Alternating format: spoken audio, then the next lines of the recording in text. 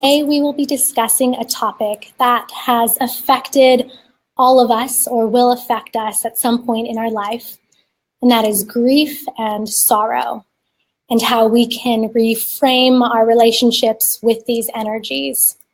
And I'm sure it's a very timely discussion for many of you today, as it is for me. So thank you so much for being here, and I want to welcome you. And for anyone that logged on at 2 o'clock, I'm sorry that we're quite a bit later than we had advertised, but I had some technical difficulties on my end. But thank you for being here now, and I look forward to starting this discussion. My name is Noelle Stearns, and I'm coming to you live from 1440 Multiversity in Santa Cruz County. And today we are joined by Francis Weller. In short, he is a psychotherapist, a writer, and a soul activist. He's actually introduced the healing work of ritual to thousands of people. He is a master of synthesizing valuable insights from diverse streams of observation found in psychology, anthropology, mythology, alchemy, indigenous cultures, and poetic traditions. He's a psychotherapist with more than 30 years of experience with 2 master's degrees from John F. Kennedy University in clinical psychology and transpersonal psychology. He is the author of The Wild Edge of Sorrow, Rituals of Renewal, and the Sacred Work of Grief. He is also the founder and director of Wisdom Bridge, which offers programs and trainings that inspire soul activism. Francis is a frequent keynote speaker, teacher, and leader of retreats, and he will be leading a retreat here at 1440 Multiversity, November 9th through 12th, named after his book, The Wild Edge of Sorrow. So without further ado, please everyone join me in welcoming Francis Weller. Hi, Francis. Thank you so much for being here with us today. Thank you to be with you. Before we get started and dive deep into sorrow and grief, can you explain what a soul activist is?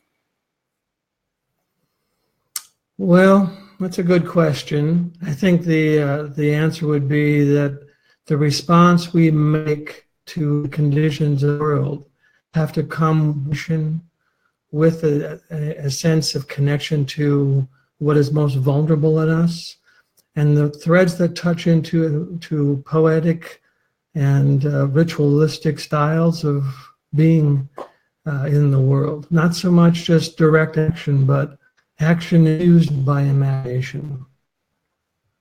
Is the question in a nutshell. Yes. I love that. So you mentioned in your work the 5 gates of grief. I'm wondering if you can give us a little 101 on what that is, what the 5 gates of grief are. Well, what I many years of sitting with people, but also in the grief ritual practice that we do for the last 20 years, I noticed that a lot of the grief wasn't just about losing someone we loved, or a divorce, or even the death of a pet, or the loss of a house, which now we're saturated with. That's a primary form of grief, and that's what I call the first gate of grief. But there were so many other styles of grief that were showing up in the room that I recognized that these are griefs that are rarely ever honored in the culture. So the second gate of grief has to do with those parts of us that never known love. So there are whole swaths of our being that were not welcomed here. Sometimes our anger, sometimes our sorrow, sometimes our exuberance, our sensuality, our needs. So many parts of us we were told are not acceptable. So we cut them off, we cut them off for the sake of some provisional welcome in the world. Well, every part that we cut away is a loss to our integrity, to our wholeness. But we begin to hold these pieces with contempt and judgment, as if they're wrong. And we cannot grieve for what we hold with contempt. So we have this cross sense of grief circulating around us about the pieces of our own lives that we've lost touch with. The third gate is the sorrows of the world. And that ranges from everywhere from driving into work every day. I have to grieve the newly dead. Today was raccoons and squirrels, but other days it's skunk and fox and possum, and they're there every day, and it's an ongoing carnage that is happening. And then there's the clear cutting of forests. There's strip mining. There's all the ways that the sorrows of the world are happening ongoingly, and they are directly impacting our bodies because of that. Any illusion we're separate from what is happening to our planet is quickly being shattered. The denial around that is dissipating quite quickly, that we are intimately entangled with forests and soil and air and water, and what happens to that happen to us. The fourth gate of grief was a little difficult to name, but I kept seeing it, and what it is what we expected and did not receive. What I mean by that is that we are wired in our whole psychic, physical, I would say even spiritual bodies to expect what our deep time ancestors encountered. We expected to get up in the morning and encounter pairs of eyes looking back at us. We expected 20 to 50 pairs of eyes looking at us in the morning, and to share food every day together, and to know that tonight's stories are going to be told around the fire. And we'd gather wood together, and someone died so we would grieve together, or there was a good harvest so we would celebrate together. We were wired for all of this from the beginning, and almost none of it took place. And there's a sense of absence and emptiness in so many of us. Why are we the highest consuming culture on the planet? We're trying to fill this emptiness desperately, but we cannot until we address what's really at the heart of it, which is our desire to participate in a much more animated in conversation with the living world. And the fifth gate of grief is what I call ancestral grief. Now, this has to do with different pieces of it. One of them is that if we go back far enough on our own lineages, we all came from some intact community, some intact tribal community. And that place had ritual, had song, had food, had an intimate geography in the landscape. And at some point that was severed. And our ancestors came here. But particularly for European ancestry, what they did when they got here is another piece of deep grief they have not digested up into the native cultures and the importation of slavery. And then also what began to happen on a serious scale to the environmental conditions. So those are the 5 gates of grief. And if we really sat with those consciously, we'd understand why we carry a certain heaviness, a certain weightiness in our souls, because we rarely ever have a chance to address the cumulative sorrows that are circulating around us, and much of it is not personal. It's not mine. Anyhow, when the Gulf oil spill happened, which was 2,000 miles away, I would wake up in the middle of the night crying, and I'd be hearing the cries of the dolphins and the shorebirds in my ears. There was no separation. I was the Gulf Coast weeping.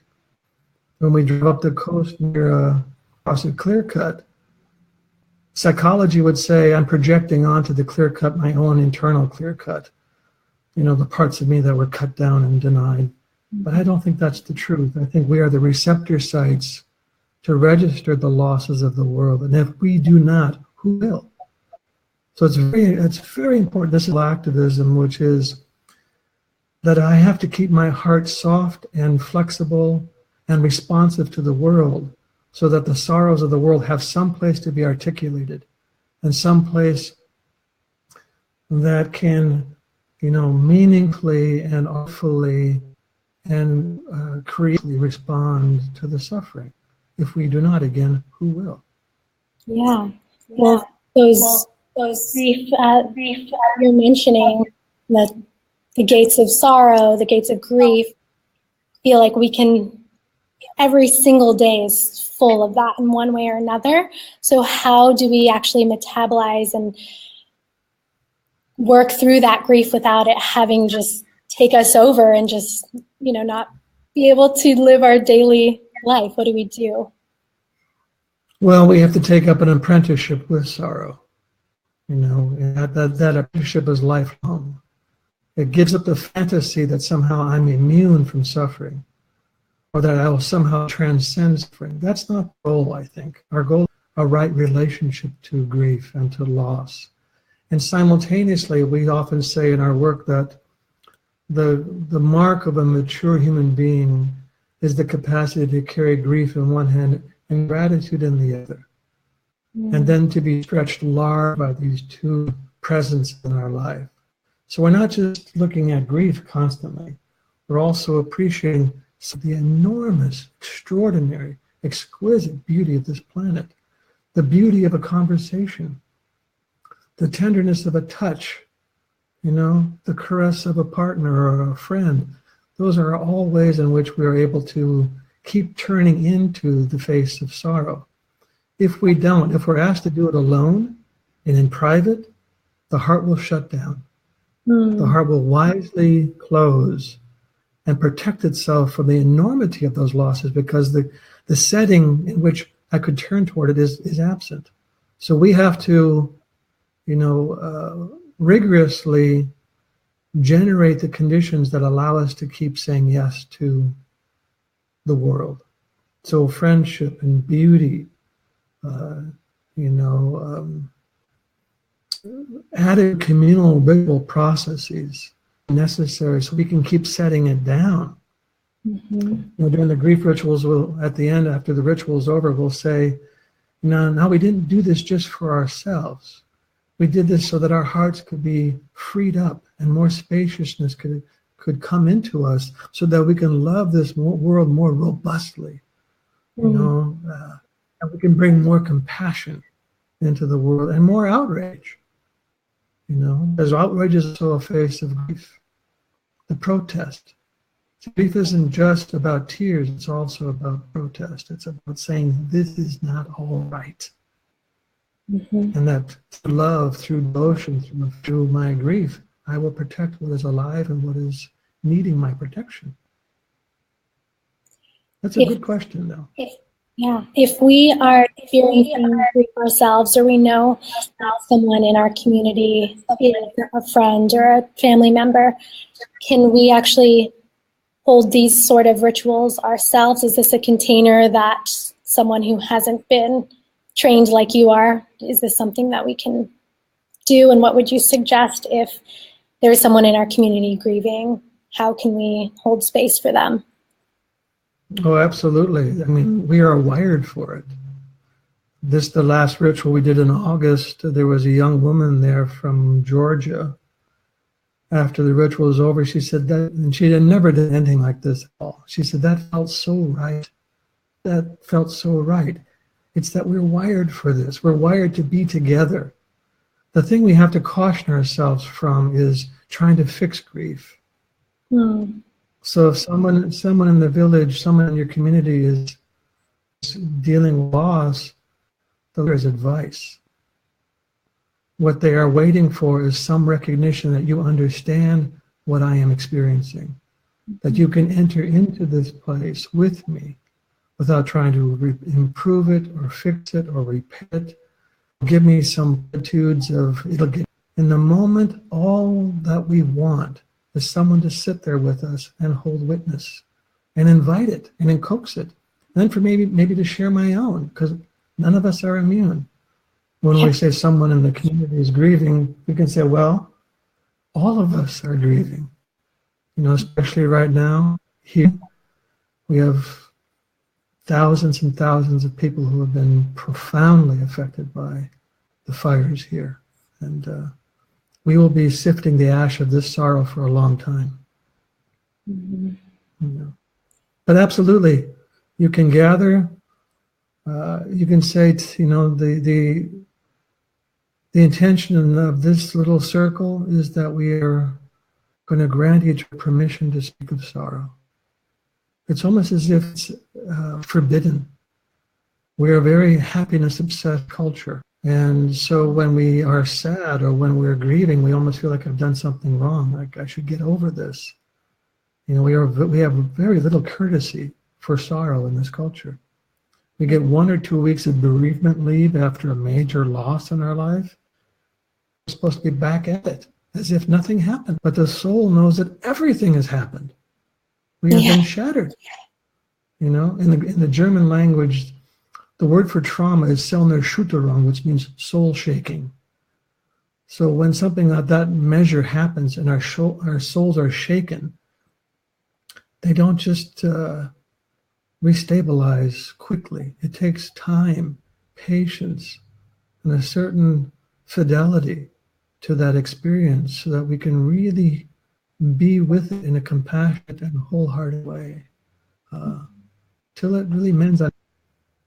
You know. Yeah. Well, do you have any specific tools, or I know you said advice is the last thing you need, but for people who have experienced loss at such a magnitude and do have to go right back to work, have to go get their groceries, and you know, you can break down at any point and just start bawling, would you say go ahead and do that? Or do you have tools on how to kind of contain those moments where you do process the raw emotion? Well, at the beginning, after a major loss, it's hard to control. Again, that's part of the fiction of the culture, is that you're supposed to be in control 24/7. But what soul says in the midst of that is that we need to be out of control periodically. 2 things are required for grief work. One is containment and one is release. Now, if I'm doing it all by myself, I'm being asked to do 2 jobs at once, and I can't. So I can't get to the release because I have to do the containment. So I become a permanent containment field for my own sorrow. We need our containment fields. We need at least 3 or 4 friends to sit with us and say, today, Noel, all you have to do is let your grief flow into the room. We will hold the space for you. There's nothing you have to do. We will hold you, take care of you. We will get you water. We'll wipe your face. You will be all right. Can you feel that, right? Yeah, I really do. Yeah. But we have to do both jobs constantly. And so we never really get to the release piece. So we're holding U-hauls of sorrows that are 50, 60 years old. And a lot of that grief is actually generations old. Yeah. You know, it goes back, as Rumi would say, to some other tavern. You know, and we need to have many, many opportunities. You know, we have people coming from all over the country to our grief rituals. I don't even know who's all coming to the 1440, but I know it's sold out already. And all of them are. And they're coming from England and Canada. And I say it's wonderful that you're here, but it's also a symptom of our trouble. That we have to travel thousands of miles just for the privilege of grieving side by side with somebody else. This should be happening in every community. That this is actually at the heart of our grief, that we've been asked to do it alone our whole lifetime. So what we need, what the soul is waiting for, we reestablish the primal matrix around grieving, which is communal. Grief has always been communal. It has never been a private affair. Now we go to a private practice to talk about our sorrows. I mean, I'm not judging that. That's my bread and butter. But I can tell everybody who sits with me, it's a good place to come in contact with your grief. And it's a good place for you to experience being witnessed in your grief. But ultimately, you will probably need to be in a community grieving together. Because that's what the psyche is expecting. That's what we're waiting for. And I've seen this literally thousands of times. So are you saying that most of our grieving ideally would happen communally, or do you think sometimes our soul does need that solitude or that time alone? Well, it needs both, but that solitude can't be isolation. That solitude has to go and feel tethered to. There's an instinctive response. I remember my son moved to New York City to go to college late August in 2001. A few days later, all hell broke loose on September 11th. And then my wife and I went out to see him, and he took me downtown, and what instinctive psyche, the archaic soul expressing itself. Everywhere we went were shrines and circles of people gathered in parks, and either in silence, in prayer, or singing together. Instinctively, we know that they're alone. Now, I love solitude, and much of the time that we carry our sorrow will be in solitude. And there's nothing wrong with that, as long as we make a rich solitude, not a time of tea and busyness, but literally sanctuary. There's a line from the poet Rilke where he said, "I am too alone in the world, but not alone enough to make every minute holy." Now that would be the move to make. I am too alone in the world. We are too isolated, cut off from each other. But if I could make that move that Rilke makes, where he turns into solitude and sanctuary, then we can do something. See, grief doesn't want to just be endured. And it's not just that grief is working us. We're asked to work grief. We're asked to turn toward it and engage it mindfully, heartfully, creatively, imaginatively, relationally. And if we do that, the chemical idea was that you have to keep the material warm. And we keep it warm with our attention, with our affection, with our effort, with our devotion. If we turn away from grief and just simply try to outrun it, the material turns cold and hardens and congeals, and that's when the heart. So our work is to keep it warm, to keep it soft, and flexible, and fluid, and moving, so that grief can go where it needs to go on its own accord. But not simply so I can feel better, but so, I mean, the old idea of the apprenticeship was that after many, many years of study, you would become a master craftsperson or a weaver, but in soul language, after many years of sitting with grief, meaningfully and in a wholehearted way, this is the crafting of an elder. An elder is someone who has learned to metabolize grief sufficiently so that when he or she does not shrink from it, but turns toward it and becomes a tincture of medicine for the community as he walks down the street. That's the deep purpose of grief, is to ripen us as human beings and to deepen us as human beings, so that when trouble comes, which it will, we can capacity and spaciousness to engage it and to help others hold it as well. Yeah, it's so refreshing to hear you talk about this, because it seems like so much of, self-work and psychological work these days is focused on thriving and that kind of high and productivity. So you're kind of bringing it back down, and we're getting more of the full spectrum of what it is to be human. And like you said, you can, the more that we can turn towards that sorrow, it's like the more that we can appreciate that which we're grateful for. I think that's so beautiful. Absolutely. Wow. Yeah. Yeah. The thing isn't to be happy. The thing is to be alive. And grief has tremendous vitality in it. It is feral. It is wild. And you cannot domesticate it. So it's an energy that we need. If we're going to be alive, and like the old saying from Africa, when death finds you, make sure it finds you alive. And we're only trying to be happy or positive, a tremendous source of vitality and aliveness. Yeah. Beautifully said.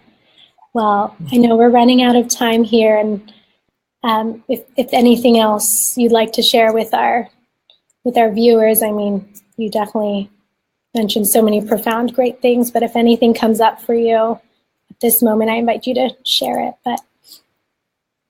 Well, I think I would just say that it takes a great deal of courage to turn towards grief. We're a grief-phobic culture. There's very little support for it, but we all carry it. Every person you meet on the street is carrying a truckload of sorrow. Mm-hmm. So I would just say, to invite a few friends over, especially, in these very challenging times we're in, both and with the situation with our ecosystems, and everything demands that we stay in touch with one another, that our hearts stay open. But in order to do that, we need to keep emptying the cup, the communal. So even small circles in our homes, there are simple rituals I put in the back of the book that you can do anytime, any place. Just keep emptying the cup so that we can keep loving this extravagant and beautiful world. It's beautiful. Well, thank you so much, Francis. And for everyone watching, the book, again, is The Wild Edge of Sorrow, Ritual and the Sacred Work of Grief. And he will be here, Francis will be here November 9th through 12th. But as he mentioned, I believe we're sold out or just have a couple spots left, if any at all. But the link to that, if you're interested, is in the caption. Again, that's called The Wild Edge of Sorrow for both his program here and his book as well. So Francis, thank you so much for taking the time to enlighten us today and spend, time talking about some really heavy but beautiful and important things today. Thank you, Noelle. It was a pleasure. I'm glad we worked it all out. Yeah, me too. We'll see you pretty soon. And thank you, everyone, for watching. Have a good day. Take care. Bye-bye.